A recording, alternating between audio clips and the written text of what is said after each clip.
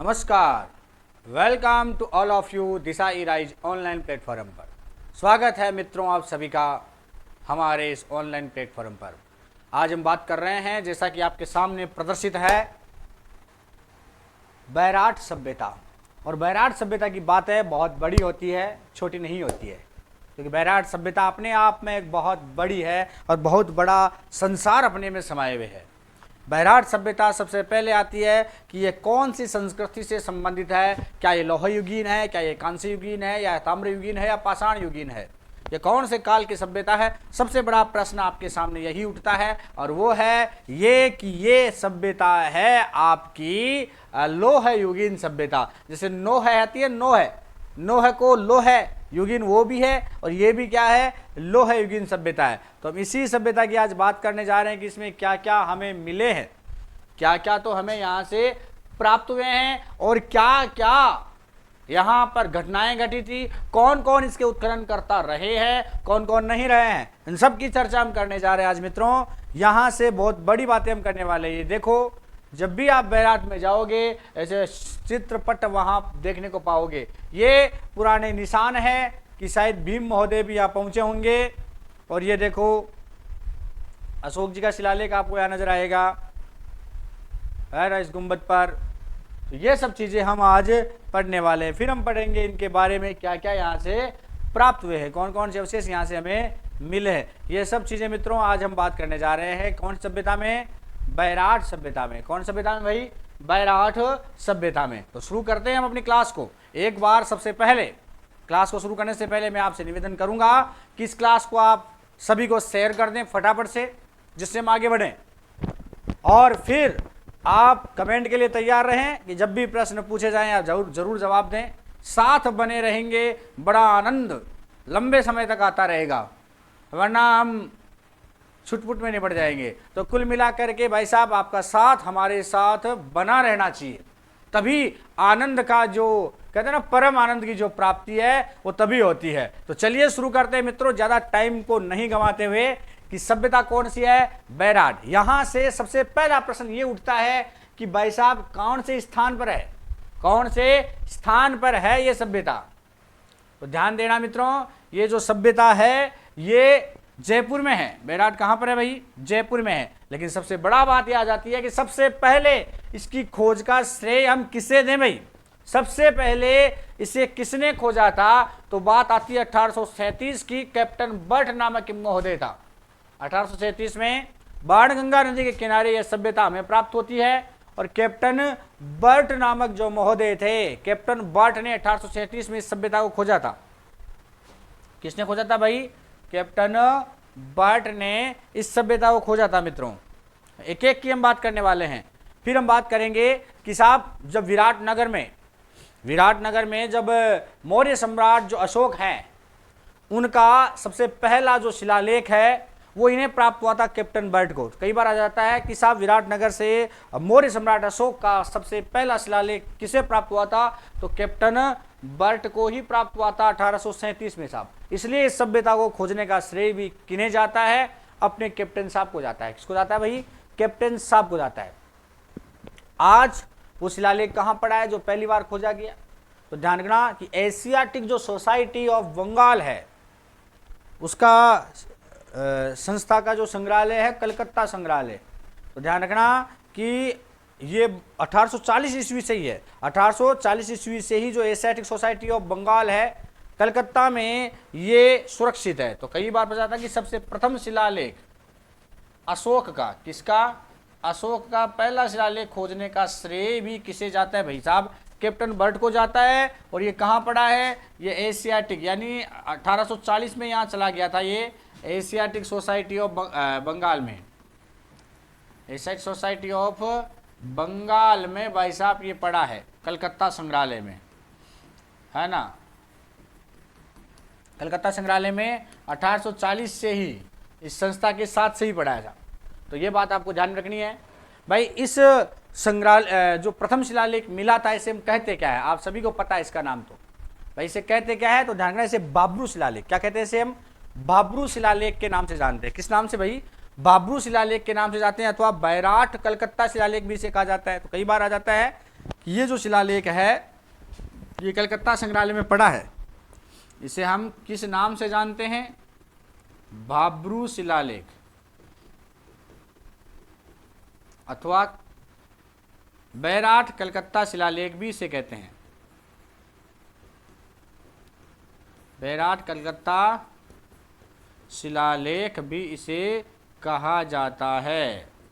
तो ध्यान रखना भाई, सिंपल और सरल सी बात आती है कि पहली बार अशोक का शिलालेख किसने खोजा था, या इस सभ्यता का पहली बार पता किसने लगाया था? तो 1833 में कैप्टन बर्ट ने उन्हें शिलालेख मिला था, जिसे हम भाब्रू शिलालेख अथवा बैराट कलकत्ता शिलालेख के नाम से जानते हैं। और ये शिलालेख पड़ा कहाँ पर है? ये एशियाटिक सोसाइटी ऑफ बंगाल का जो मुख्यालय है कलकत्ता संग्रहालय, वहां पर ये पड़ा है। कलकत्ता संग्रहालय में सुरक्षित पड़ा है भाई साहब, ये आपको ध्यान में रखना है। अब बात आती है कि कैप्टन बर्ट जो है भाई साहब इसका अनुवाद नहीं कर पाए थे। इसका कहते हैं लिपि जो है, लिपि में इसको गढ़ नहीं पाए थे। तो इसका लिप्यांतरण किसने किया था, इसका अनुवाद किसने किया था? तो वो है कैप्टन किटोई। कैप्टन किटोई नाम के व्यक्ति हैं। कैप्टन किटोई ने इस शिलालेख का, मैं थोड़ा सा सभ्यता से थोड़ा डिटेल ज़्यादा जा रहा हूँ, तो कोई चिंता ना करें, बहुत बढ़िया से हमें समझ में आएगा कि कैप्टन किटोई कौन है। इस शिलालेख का लिप्यांतरण अनुवाद किसने किया था? तो कैप्टन किटोई महोदय जो थे, उन्होंने इस शिलालेख का क्या किया था? लिप्यांतरण किया था अथवा अनुवाद किया था। ये आपको ध्यान में रखना है। अब जो अपने एक आए थे डॉक्टर कनिंघम, कौन आए थे भाई? Doctor Cunningham. इन्होंने क्या किया साहब, इसके अध्ययन को आगे बढ़ाया था, इस शिलालेख को, जिससे मैं जो जानकारी मिलती है उस जानकारी के बारे में बताऊंगा मैं आपको। कि डॉक्टर कनिंघम आए थे, लगभग ये बात है 1864 की, 1864-65 में डॉक्टर कनिंघम आए थे। तो उन्होंने क्या किया, इस शिलालेख को और इसके अध्ययन को आगे बढ़ाया था। तो अगर आपसे कई बार आ जाता है कि डॉक्टर किटोई ने जब अनुवाद कर लिया तो उसके बाद इसकी अन्य जानकारियां हमें किसने दी, उसके बाद इसको किसने पढ़ा? तो डॉक्टर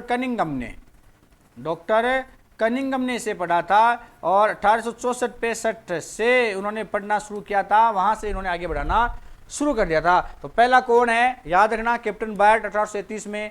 बाद में तो ध्यान रखना, बाद में किटोई, कैप्टन किटोई ने इसे भाई अनुवाद किया था। बाद में भाई साहब कैप्टन कनिंघम या डॉक्टर कनिंघम 1864-65 में भाई इसकी स्टडी को और ज़्यादा तीव्र गति से आगे बढ़ाने का प्रयास किया। कनिंघम जो है उनके एक सहायक भी थे कार्लाइल महोदय। कनिंघम के ही सहायक कौन थे? कार्लाइल महोदय। मैं एक बार और थोड़ा डिटेल में आपको बताता हूँ, जिससे आपको थोड़ा सा आनंद ज़्यादा आए। इसी चीज़ में हमें आनंद लेना है भाई, हमें क्या लेना है, इस चीज़ में थोड़ा ज़्यादा आनंद लेना है। हाँ, तो मैंने कहा कि भाई बैराट सभ्यता की खोज, किसकी खोज है? बैराट सभ्यता की खोज का श्रेय किसे जाता है? तो वो अपने आप ही भाई साहब कैप्टन बर्ट को चला गया। कैप्टन बर्ट को कब खोजा था इसने? 1837 में। ये महोदय पढ़ नहीं पाए थे, पढ़ने के लिए किसे बुलाया? तो अपने साथी को, कैप्टन किटोई को। कैप्टन किटोई आए पढ़ने के लिए, और कैप्टन किटोई ने इसका क्या किया था? अनुवाद किया था इस शिलालेख का। ये पढ़े, बाद में ये इसको ज़्यादा चर्चा में नहीं ला पाए। तो चर्चा में कौन लाए? तो आए भाई साहब डॉक्टर कनिंघम भाई इसको ज़्यादा चर्चा में, इसको ज़्यादा पढ़ने का काम किया, इसका ज़्यादा अनुवाद करने का काम किया, इसकी सामान्य जानकारी और दी। ये घटना 1864-65 की है। बाद में भाई साहब इनका ही एक साथी था कार्लाइल। कौन था? कार्लाइल। ये बात है 1871-72 की। 71-72 में कार्लाइल महोदय ने, किसने भाई? कार्लाइल महोदय ने क्या किया, इसको इस क्षेत्र में वापस आए, विराटनगर में, और इसको फिर से भाई साहब इसका निरीक्षण शुरू किया। वापस इस क्षेत्र का निरीक्षण किया, वापस इसको देखा और एक और शिलालेख खोज लिया। यूँ कहते हैं कार्लाइल महोदय ने दूसरा शिलालेख भी खोज लिया, जिसका बाद में संपादन के नाम से हमें मिलते हैं, दो आदमी मिलते हैं, एक तो सेरनाट और एक मिलता है बुहलर। कौन मिलता है? सेरनाट और बुहलर। तो कार्लाइल महोदय ने दूसरा शिलालेख खोजा था यहीं से। मैं पूरी हिस्ट्री बता रहा हूँ यहाँ से आपको कि दूसरा शिलालेख किसने खोजा था? कार्लाइल महोदय ने। कनिंगम के साथी रहे हैं कार्लाइल, और इन्हीं के साथ में दो और बंदे थे, एक सेरनाट, एक तो कौन है, सेरनाट, ध्यान रखना, सेनाट और बुहलर जो है वो इन्हीं के साथी हैं। तो सेनाट और एक बुहलर है।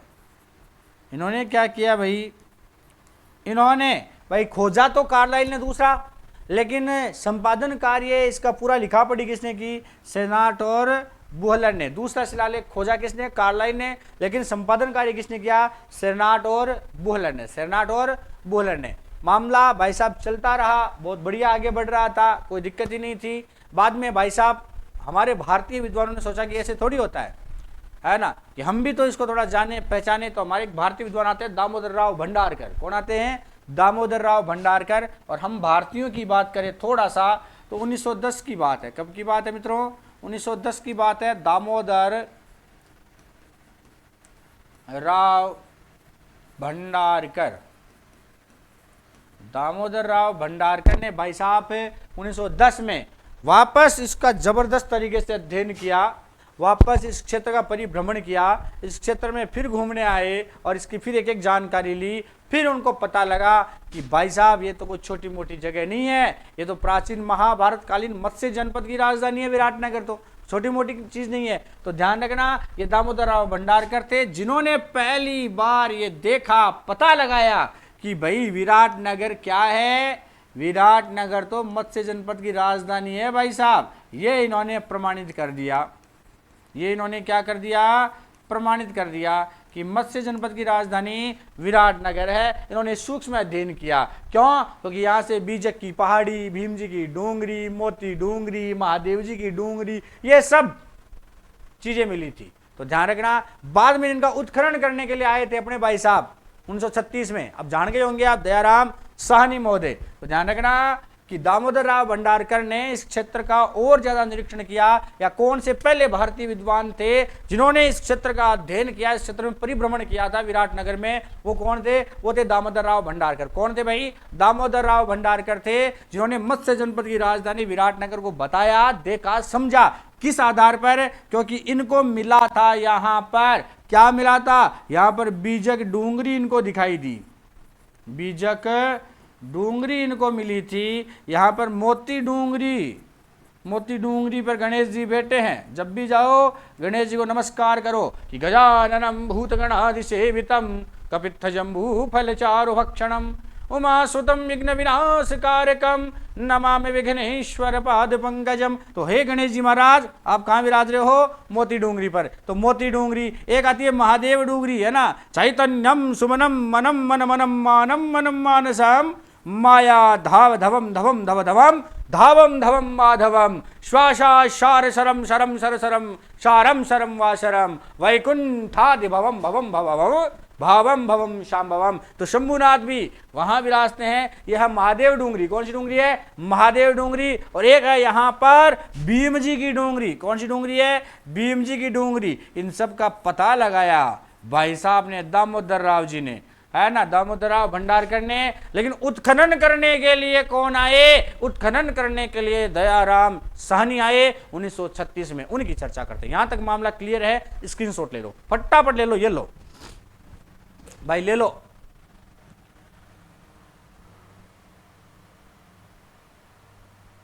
ठीक है, अब एक बार उत्खननकर्ताओं की भी चर्चा कर लें कि उत्खननकर्ता भी एक दो नहीं है ना, दयाराम साहनी, कैलाश नाथ जी भी, नीलरत्न बनर्जी उनसे पहले, उन सब की चर्चा हम करते हैं। यहां तक मामला क्लियर होगा।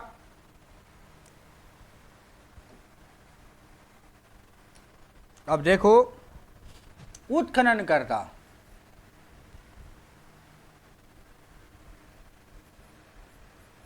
हमने खोजकर्ताओं की चर्चा तो कर ली, उत्खननकर्ता भी देखें तो भाई साहब 1936-37 में एक महोदय आते दयाराम साहनी, पहली बार उत्खनन करने के लिए। दयाराम साहनी में फिर एक बार चर्चा करूंगा उन सभी विद्वानों की, उन सभी विद्वानों की चर्चा करता हूं, खोजकर्ताओं की। एक बार आप अच्छे से सुन लें कि खोजकर्ता कौन कौन महोदय थे। तो सबसे पहले खोजकर्ता कौन आए थे भाई, अपने कैप्टन बार्ट 1837 में। उसके ठीक 100 साल बाद की बात है, दयाराम साहनी ने यहाँ पर उत्खनन किया था इसलिए मैंने चर्चा की है कि कैप्टन बर्ट 1840 में फिर कलकत्ता में भाई इसे संग्रहित कर दिया गया था, इसे सुरक्षित रख दिया गया था। बाद में इन्हीं के एक सहायक थे कैप्टन बर्ट के ही डॉक्टर किटोई, है ना, जिन्होंने इसका अनुवाद किया, इसका लिप्यांतरण किया डॉक्टर किटोई ने। किसने किया? डॉक्टर किटोई ने इसका लिप्यांतरण किया। 1800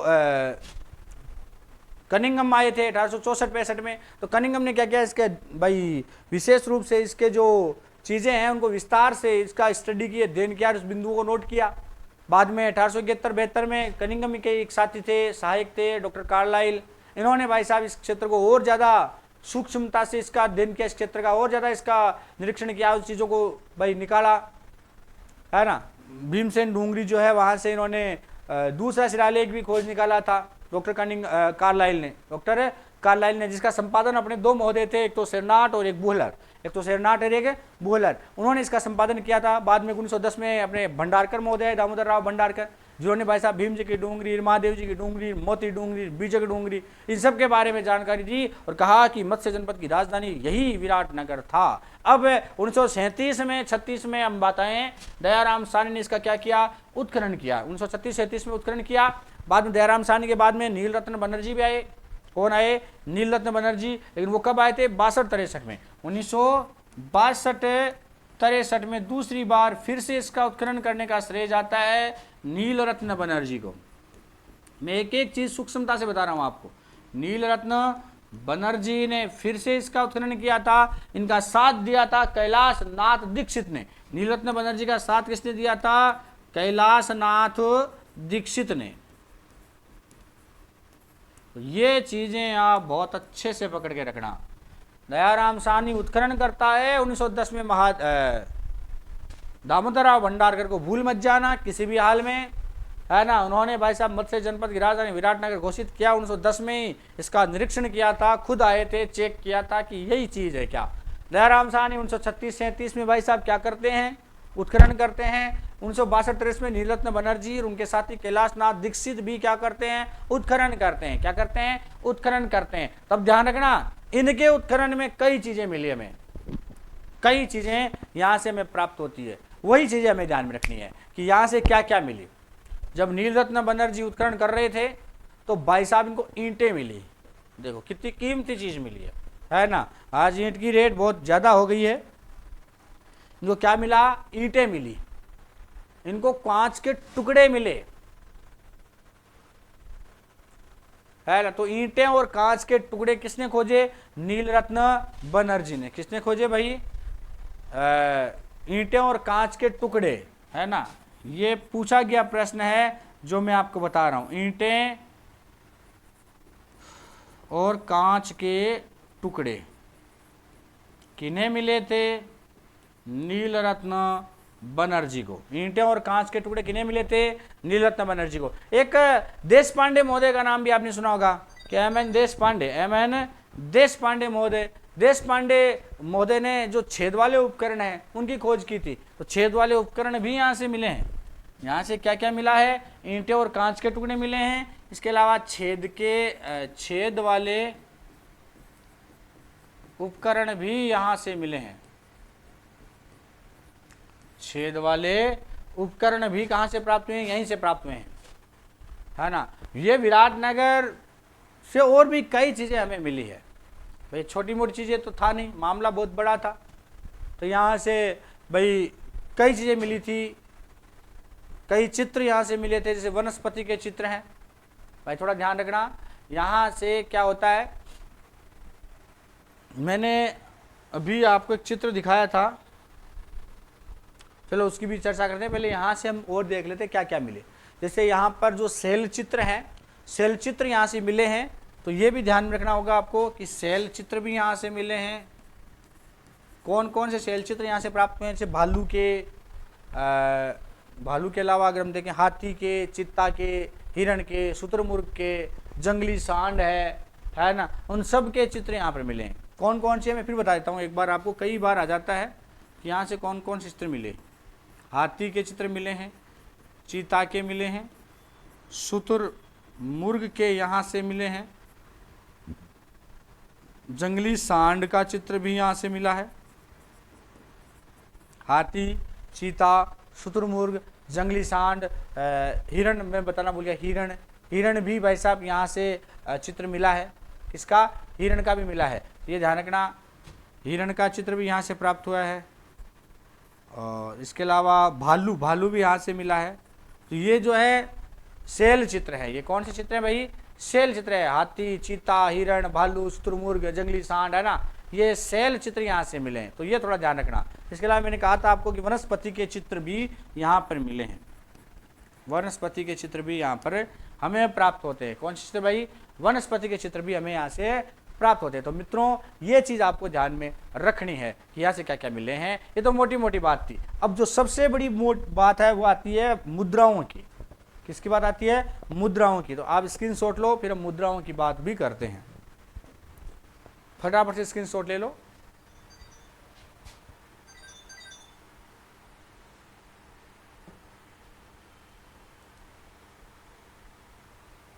ले लिया?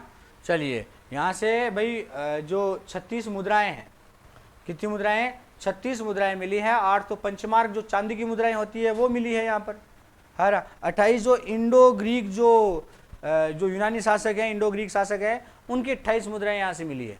यानी जिनमें से 16 मुद्राएं तो अपने जो मिनांडर हैं, जो यूनानी राजा थे, उनकी मिली है साहब, है ना। ये सूती कपड़े में बंधी हुई एक भांडिये में रखी हुई थी ये मुद्राएं। तो ध्यान रखना, हम उन्हीं की बात कर लेते हैं एक बार फिर से। तो यहाँ से भाई 36 मुद्राएं भी प्राप्त होती है।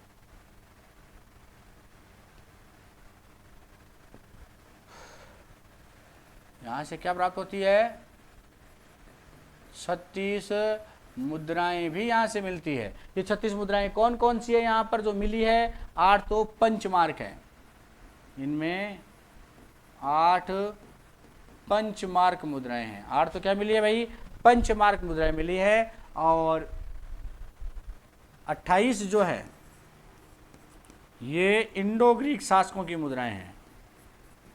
इंडो ग्रीक और यूनानी शासकों की मुद्राएं हैं सब, जिनमें से यूनानी शासक जो है मिनांडर की ही केवल 16 मुद्राएं हैं भाई साहब। मिनांडर की कितनी मुद्राएं हैं? 16 मुद्रा है। तो ये ध्यान रखना, मैं डिटेल से बता रहा हूँ हर चीज़ आपको कि ये 36 मुद्राएं मिली हैं। 8 पंचमार्क मुद्राएं हैं, 28 इंडो ग्रीक और यूनानी शासकों की मुद्राएं हैं, जिनमें से 16 तो मिनांडर की यूनानी शासक थे। मिनांडर की मुद्रा है, केवल और केवल भाई मिनांडर की, केवल और केवल मिनांडर की मुद्रा है। कितनी? 16। कितनी है भाई? 16 है, जो एक सूती कपड़े में बंधी हुई थी, फिर एक भांड में रखी हुई थी। सूती कपड़े में बांध कर किस में रखी थी भाई साहब? भांड में रखी थी। ये आपको ध्यान रखना है ना। इसके अलावा मृद भांड जो मिले हैं यहाँ पर, वो बड़े अलंकृत थे, बड़े ही अलंकृत थे, जिस पर त्रिरत्न स्वास्तिक के चिन्ह बने हुए थे। तो यहाँ से भाई साहब मृद भांड भी मिले हैं। यहाँ से क्या मिले हैं? मृद भांड भी मिले हैं, है ना। ये लो, है ना। कुल मिलाकर के यहाँ से क्या मिले हैं? मृद भांड भी मिले हैं, जिन पर त्रिरत्न बने हुए हैं। बुद्धम शरणम गच्छामि, संगम शरणम गच्छामि, धम्मम शरणम गच्छामि। त्रिरत्न टाइप क्या मिला है? और स्वास्तिक का निशान मिला है। किसका निशान मिला है भाई? स्वास्तिक का निशान भी मिला है, स्वास्तिक का चिन्ह भी मिला है। त्रिरत्न यहाँ से मिले हैं। इसीलिए तो भाई साहब बौद्ध धर्म की बड़ी राजधानी कहा जाता है इसे, ये ध्यान रखना।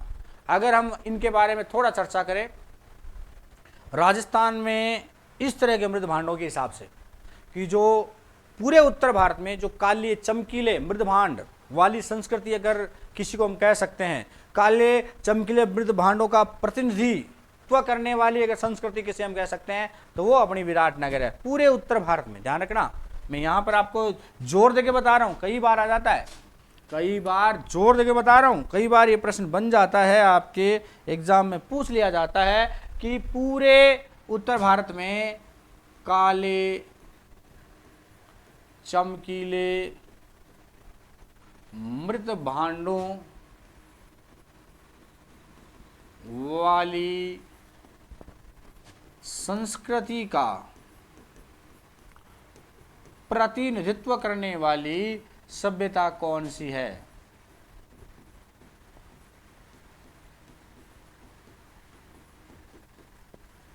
वो कौन सी है? बैराठी है।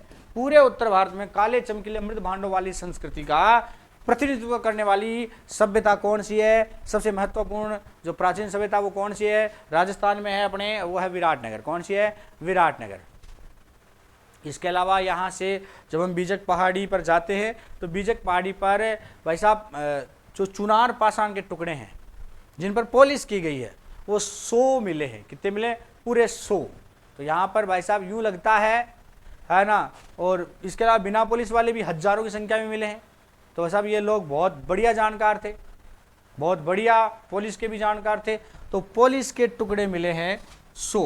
है इसका स्क्रीनशॉट लो, फिर हम आगे बढ़ते हैं।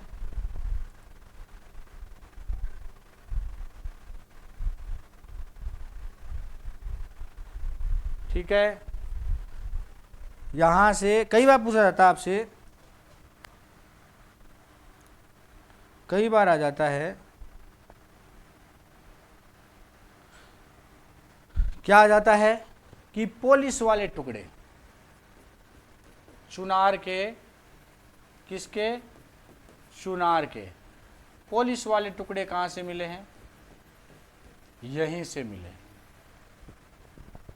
पॉलिश वाले टुकड़े कहां से मिले? यहीं पर। यह है 100 और हजारों की संख्या में भाई साहब बिना पॉलिश वाले टुकड़े भी मिले हैं, है ना। इसके अलावा सबसे बड़ी बात अगर हम यहाँ की करें ना, तो यहाँ से गोल बौद्ध मंदिर के हमें दर्शन प्राप्त होते हैं। ये विराट की सभ्यता है कि गोल बौद्ध मंदिर इन्हीं पॉलिश वाले टुकड़ों से बनाया गया है, ऐसा प्रतीत होता है। तो गोल बौद्ध मंदिर का अवशेष यहाँ मिला है। यहाँ पर बौद्ध मठ भी पाए जाते हैं, यहाँ पर स्तूप भी देखने को मिलते हैं। बौद्ध मठ और स्तूप भी यहाँ पर पाए जाते हैं साहब, है ना। और ये जो बौद्ध मंदिर है, ये जो मठ है, ये जो स्तूप है, ये बौद्धों की कौन सी शाखा से संबंधित है? ऐसा प्रश्न आपसे पूछ लिया जाता है। तो ध्यान रखना, ये बौद्धों की हीनयान शाखा से संबंधित है। कौन सी शाखा से? हीनयान शाखा से संबंधित है। बौद्धों की कौन शाखा से संबंधित है भाई? बौद्धों की हीनयान शाखा से संबंधित है। ये आपको ध्यान में रखना ही होगा साहब, है ना। जब हम यूँ कहें कि ये जब जो मठ बने थे तो यहाँ पर चूना पत्थर ज़्यादा था, चूना पत्थर से तो बने ही बने हैं, है ना। कुल मिलाकर के यहाँ हैनसांग आया था। हैनसांग 634 ईस्वी में आपको पता आया होगा हैनसांग यहाँ पर, है ना। तिथि एक बार चेक करना, 634 में ही आया होगा हैनसांग। तो जब हैनसांग 634 में यहाँ पर आया था तो उसने यहाँ पर 8 बौद्ध मंदिर होने का जिक्र किया था। कितने? 8 बौद्ध मंदिर होने का क्या किया था उसने? जिक्र किया था। किसने? हैनसांग ने। यहाँ पर 8 बौद्ध मंदिर होने का जिक्र इसने किया था, हैनसांग ने किया था साहब। वो भाई साहब, इसके अलावा अगर हम देखें तो मुगलकालीन टकसाल के प्रमाण भी यहाँ से मिले हैं। कई बार अगर मुगलकालीन टकसाल भी कौन सभ्यता में थी? कालीबंगा, गणेश व बेराट या फिर आड़? तो ध्यान रखना, मुगलकालीन टकसाल यहाँ पर ही थी। मुगलकालीन टकसाल भी हमें यहाँ से प्राप्त होती है। मुगलकालीन टकसाल भी हमें यहीं से मिलती है। कहाँ से? बैराट से ही। कहाँ से भाई? बैराट से ही हमें मुगलकालीन टकसाल भी प्राप्त होती है। मामला क्लियर होगा, है ना। और ख़ास बात है कि यहाँ पर जो लिखावट पाई गई है वो शंख लिपि है, यानी शंख जैसी आकृति के अक्षर यहाँ लिखे जाते थे। तो शंख लिपि वाली सभ्यता भी अपनी बैराट ही है। शंख लिपि वाली सभ्यता भी अपनी कौन सी है? बैराट ही है भाई। कौन सी है? बैराट ही है। ये चीज़ हमें ध्यान रखनी है बैराट के बारे में। किसके बारे में? किसके बारे में भाई? बैराट के बारे में। ये बिल्कुल सामान्य सी मैंने बात बताई, बिल्कुल सामान्य सी। अब कई बार देखो मित्रों, कई बार बैराट के कई तरह के प्रश्न पूछे जा सकते हैं। कई तरह के प्रश्न कैसे बनते हैं कि सबसे पहले मंदिर मिलने का प्रमाण हमें कहाँ से मिला है? बैराट से। सबसे पहले मंदिर मिलने का प्रमाण हमें कहाँ से मिला है? बैराट से मिला है। तो ये प्रश्न यहाँ से पूछा जा सकता है आपको। इसके अलावा बैराट का और भी प्रश्न बन सकते हैं कि जैसे मान लो अभी मैंने बताया कि सबसे मुगलकालीन टकसाल जो है वो कहाँ से मिली है? वो भी हमें कहाँ से मिली है? बैराट से। कहाँ से मिली है भाई? बैराट से। इसके अलावा अगर हम देखें ध्यान देना थोड़ा सा कि 36 मुद्राएं कहाँ से मिली है, बैराट से। कहाँ से मिली है भाई, बैराट से, है ना। इसके अलावा जैसे काले चमकीले मृदभांडों का प्रतिनिधित्व कौन सभ्यता करती है, तो यहाँ के मृदभांड काले चमकीले थे तो वो बैराट ही है ना। इसके अलावा यहाँ पर स्वास्तिक त्रिरत्न चक्र भी मिले हैं। एक बात मैं आपको बताऊं कि पांडवों का अज्ञातवास, थोड़ा सा इस पर ध्यान देना आप, हमने ये चीज़ थोड़ा सा मैं बता नहीं पाया होगा आपको शायद, तो ध्यान रखना कि पांडवों ने अपने अज्ञातवास का जो अंतिम वर्ष है, पांडवों ने अपने अज्ञातवास की बात जरूर ध्यान में रखना कि पांडवों ने क्या किया था, अपने अज्ञातवास का जो अंतिम वर्ष है छद्मवेश में विराट राजा की सेवा में व्यतीत किया था। और जो राजा विराट की पुत्री थी उत्तरा, कौन थी, उत्तरा, उसका जो विवाह है वो भी अपने अर्जुन से हुआ था भाई, अर्जुन के पुत्र अभिमन्यु से हुआ था, वो भी अर्जुन के पुत्र अभिमन्यु से हुआ था। ध्यान रखना भाई, बोलने में मिस्टेक है। अर्जुन की बहू थी वो, कौन, उत्तरा, अभिमन्यु की पत्नी थी उत्तरा। तो विराट की पुत्री उत्तरा का विवाह किससे हुआ था, अभिमन्यु से हुआ था ना। इसी विराट की पुत्री थी वो, यही विराट नगर था वो। अगर हम देखें कि जब द्रौपदी के साथ में बहुत दुर्व्यवहार किया राजा विराट की महारानी के भाई जो कीचक थे, जो राज्य के सेनापति भी थे, तो उन्हें भी भाई साहब प्राणों से हाथ धोना पड़ा था। वो यही जगह थी, है ना। यहाँ जो कीचक के जो राजमहल थे वो पहाड़ी भी यहाँ हमें प्राप्त होती है, वो पहाड़ी भी हमें यहीं पर मिलती है। कौरवों द्वारा जब गायों को, विराटनगर की गायों को चोरी करके ले जाया जा रहा था, तो उनके खुरों के निशान आज भी यहाँ पर मौजूद है। इसके अलावा अगर हम देखें कि विभिन्न प्रकार के जो पाषाणकालीन शिलाश्रय हैं, आप देख सकते हो पाषाणकालीन जो शिलाश्रय हैं जो हमें मिलते हैं यहाँ से, ये तो हो गया वो गोल कुआं, है ना। इसके अलावा अगर हम देखें, ये देखो, है ना, ये वो पहाड़ी है, ये भीम पहाड़ी, भीम डूंगरी के नीचे वाला क्षेत्र। ये देखो, ये निशान है, पैरों के निशान, जब भीम महोदय यहाँ पधारे थे। इसके पास में गौओं के खुरों के निशान भी हमें यहाँ से मिले हैं, है ना। यहाँ पर बनेड़ी, ब्रह्मकुंड, जिणगौर जो है, ये पहाड़ियाँ हैं। बनेड़ी, ब्रह्मकुंड, जिणगौर पहाड़ियाँ कहाँ आती है, बैराट में आती है अपनी। तो ये सब यहाँ से मिली है। तो कुल मिलाकर ये जो चीज़ें थी मित्रों, ये अपने बैराट नगर में थी और छोटी सी सभ्यता थी, मात्र ध्यान रखना, ये मात्र छोटी सी सभ्यता थी बैराट नगर। कितनी सी थी, बिल्कुल सिंपल सी सभ्यता थी, है ना। शेयर करें, लाइक करें, कमेंट करें और बताएं कि आपको ये वीडियो कैसा लगा। मैंने बहुत शॉर्ट में और बहुत अच्छे से निपटाने की कोशिश की है। तो मित्रों आज्ञा दीजिएगा। जय हिंद, जय भारत, और फिर मिलते हैं अगली सभ्यता में गणेश्वर लेकर के। तब तक के लिए नमस्कार।